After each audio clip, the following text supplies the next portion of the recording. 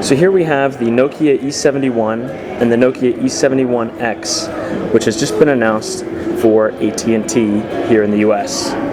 E71 is one of Nokia's more popular smartphones ever, essentially. It has a very thin form factor, and the E71x is no different. In fact, the hardware is exactly the same. It also has a very nice keyboard, it's very small, and has a metal casing. One nice thing is that with the E71x, all of the hardware is the same, including the 3-megapixel autofocus camera and the metal back. There was a rumor that the E71x for AT&T would have a plastic back cover.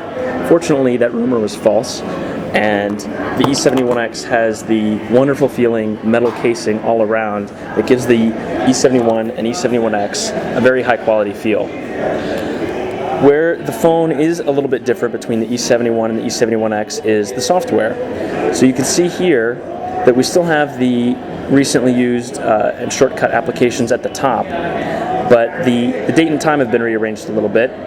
So here on the E71, which is on the left, we have the time on the home screen, whereas on the E71x, which uses S60 3rd edition Feature Pack 2 or S60 3.2, the time has moved down to the bottom bar. So you see that right here.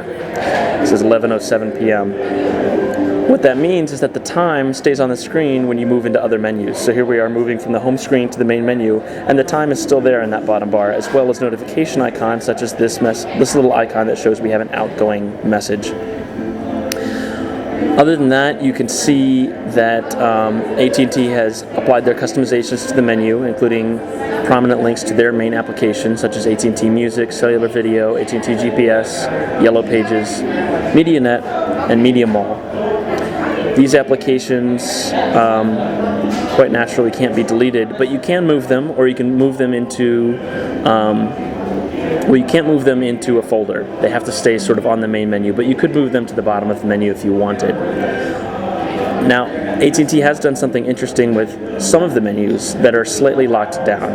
So if you go into My Stuff, you'll see Images, which is AT&T's name for the standard gallery application.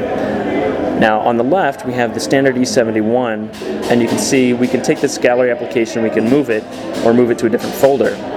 Whereas on this AT&T E71x, that Images application can't be moved.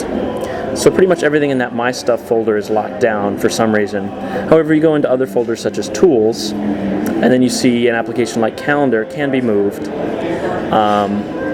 and moved to a different folder. So if you want to move that out from the Tools menu to the main menu, you can do that.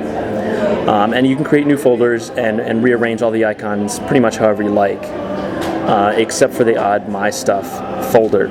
One of the interesting differences with S60 3rd edition Feature Pack 2 versus Feature Pack 1 is that it exposes the multitasking ability of S60 in every options menu. So here we have an options menu on Feature Pack 1, which just gives you options. However, in Feature Pack 2, we have this additional option up at the top. It's not the default, but you can just hit the up button once and you get Show Open Apps. And this was functionality that was a little bit hidden in previous versions of S60.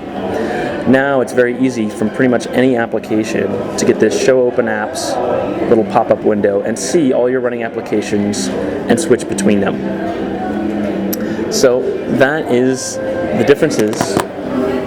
Those are the differences between the E71 and the E71x. This will be available soon for AT&T here in the US.